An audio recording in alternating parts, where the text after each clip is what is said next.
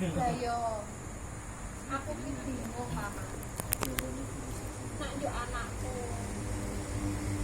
Malah kurang kesundi terus kurang ya. Nggih damel meleh kalih kula napa pripun? Siap. Malah koyo mbok yo menehi kepiye? Sok apa? Solusi apa? Menehi pengarahan ben supaya aku yo Padang. produk Padang. Wah, niku ngeten. Nggih, iki Mbok Wirya. Kepiye? Kanthane nggih Joko Pitaya niku sampun ageng, sampun akhir diwasa. Lah iya. Nika menawi ajeng pados pengalaman ten Kutagara niku tumpun sak ukur pun lumrah ngoten lho. Ning nggih niku nek Joko Pitaya lunga saka mriki, yo sing ajeng ayah-ayah mriki sinten?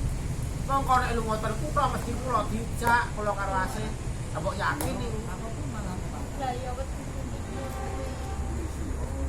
Ah niki nek anu pemanggih Pak Wirya dos pundi?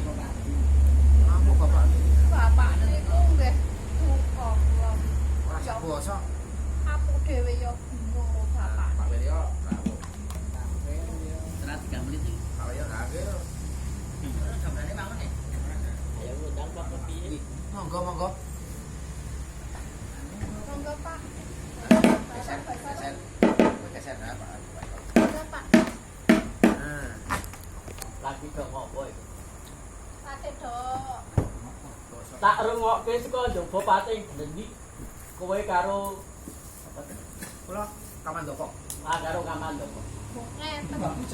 Kowe tak Dagelan kok jenenge Kamandoko.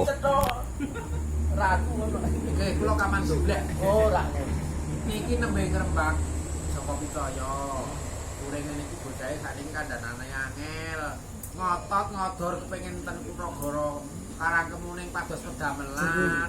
Lajeng Mbok Wirya kok kadose kawratan iki. Kula nggih bingung. Jenenge wong wis gedhe pancen yo ngono. Kuwi tak rungokke saka njaba kancane bisa. Nggih, nembe nyang-nyangane kok jenengan teko yo. Dereng sida regane, dadi regane jenengan kesusun teko. Bentene kados pundi Bapak? Bapakmu. Nggih, Pakne. Oh Pakne. Rembuk-rembukane kuwi malah mau arep urun kok kepiye ku mau. Nggih, kula wong lomo. Aku mau adimu Kula niku wong lomo dadi nyah-nyah sak-sok. Brak-bruk. Niki wae ora ngeten. ndak yo gawe. Aku dadi tu priya karo kowe to. Kepiye lara-lara. Pakne. Niki wae kan Kan. Kan ora nganggo kan. niki wae meketen Pak Meketen, mekaten. Meketen kepiye? Paman menika Iya. nangmeti kula Kok sajak sungka wae kok kali. niku kok sajak sungguh ing penggalih niku wonten menapa nggih kula jelasne Pakne. Kepiye? Iki nembe sedhe amargi badhe dipun tinggal lunga kalih Joko Pitaya ngoten lho, Pak Wirya. Ampun dijelasne kalih Nah niki Paman. pripun? Mbokne niku nggih ndoli wong anake niku ping siji kok mangan lunga ten Kutagara niku lho. Terus sing ajeng ngaretne pendo sinten?